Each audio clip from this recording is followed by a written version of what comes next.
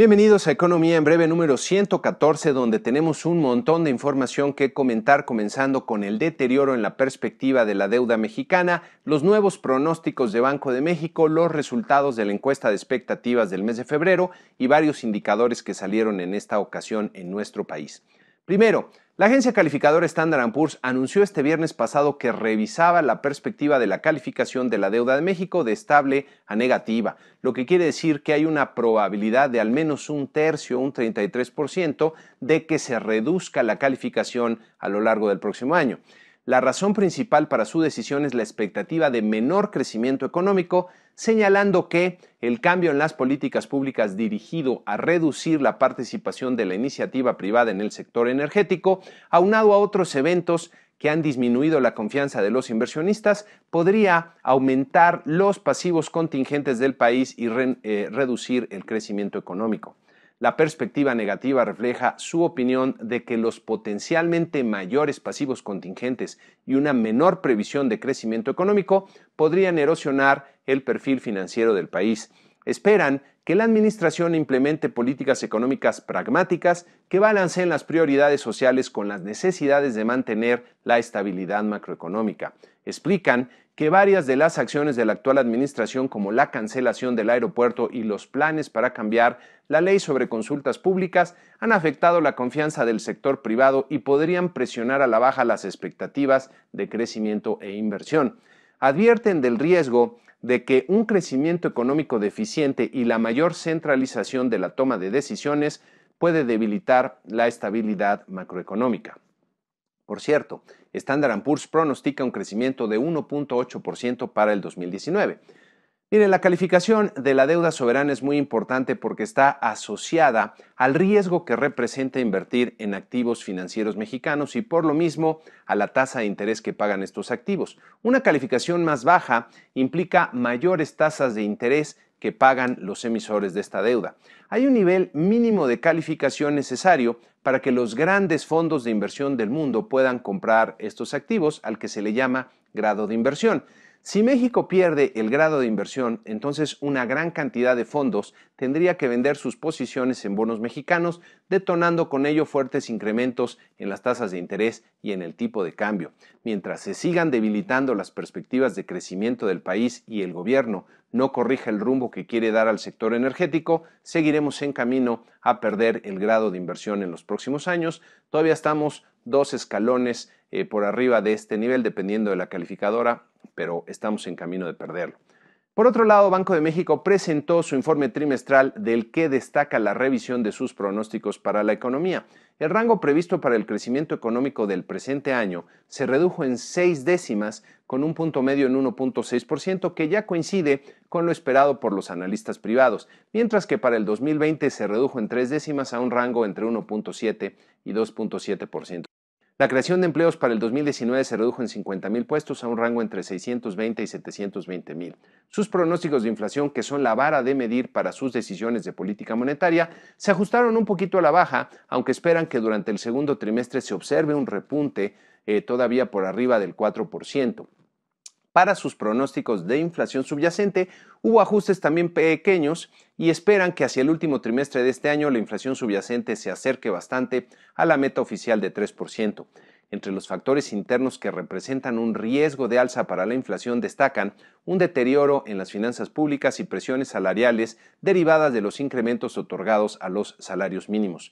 Me llamó la atención esta gráfica del informe que presenta la tasa de interés real en los últimos años y que actualmente alcanzó niveles cercanos al 4%, desde luego muy superiores a los niveles observados en el del 2009 al 2018, pero muy parecidos a los observados del 2006 al 2008, cuando la economía crecía a tasas bastante mayores a las actuales. Esto quiere decir que la tasa de interés actual podría considerarse ya restrictiva, pero esto no necesariamente obstaculiza el crecimiento de la actividad económica.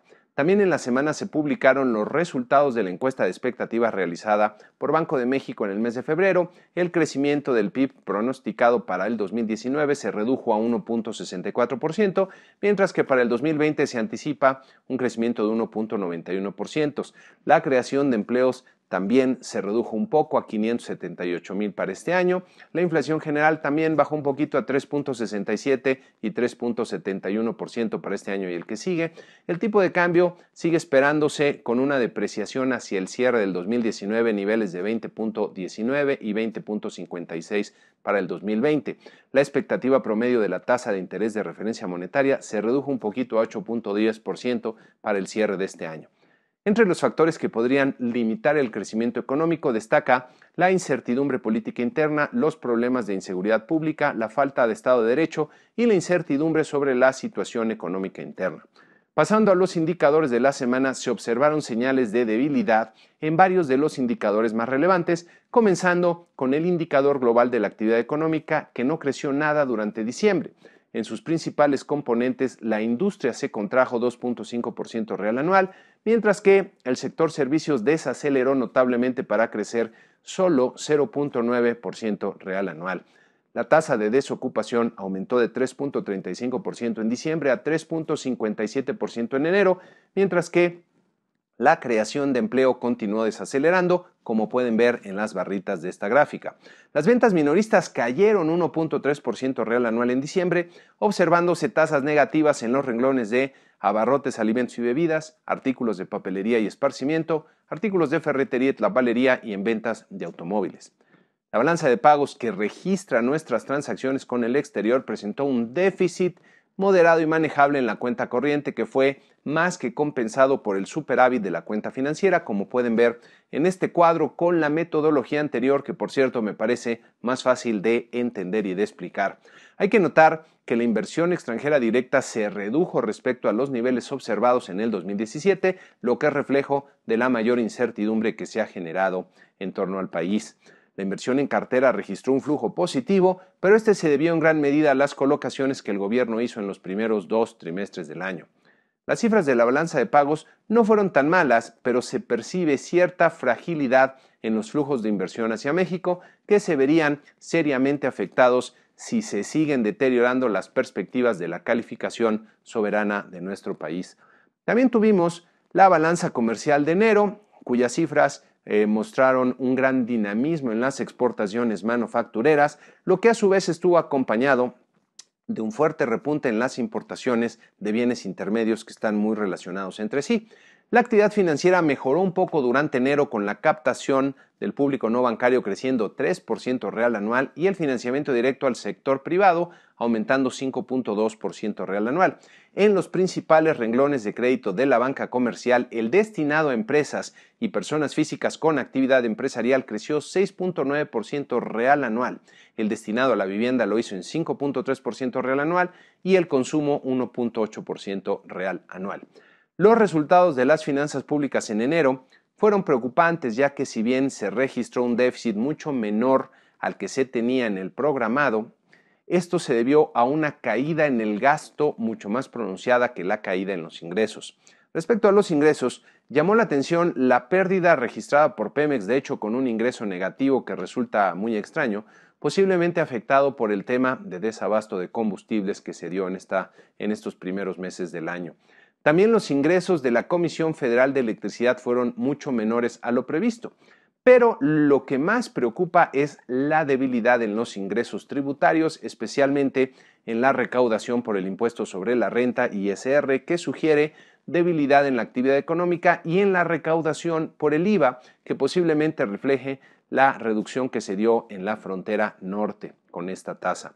La debilidad de los ingresos públicos es uno de los factores que podría inclinar la balanza hacia la baja en la calificación soberana por parte de las agencias calificadoras. Desde luego, el resultado de un mes no marca una tendencia, pero la debilidad de los ingresos públicos es consistente con la desaceleración que se anticipa en la economía por parte de los analistas del sector privado.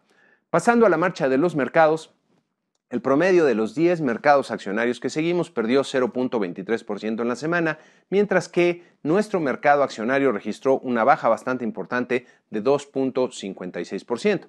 El tipo de cambio se presionó un poco para perder 0.63% en la semana, terminando en 19.28 pesos por dólar en el mercado interbancario, y luego de lo ocurrido en la semana con Standard & Poor's, podría registrar volatilidad en las próximas semanas.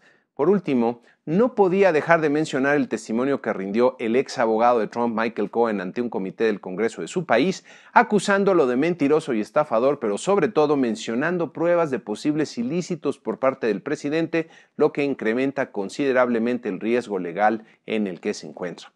En la semana que inicia tendremos en Europa la decisión de política monetaria del Banco Central Europeo. No se espera ahorita algún cambio en la tasa de interés. En Estados Unidos habrá que poner atención especialmente al reporte de empleo del mes de febrero y posiblemente a los resultados de su presupuesto federal.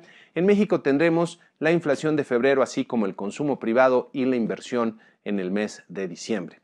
Y con esto terminamos este programa número 114 de Economía en Breve, con la invitación usual a que se suscriban al canal. Con esto, cada vez que subo uno de estos programas, les llega un mensajito avisando que hay un nuevo programa. Si les pareció útil el video, a que le den like y lo compartan entre aquellos a los cuales también consideran que les puede ser de utilidad.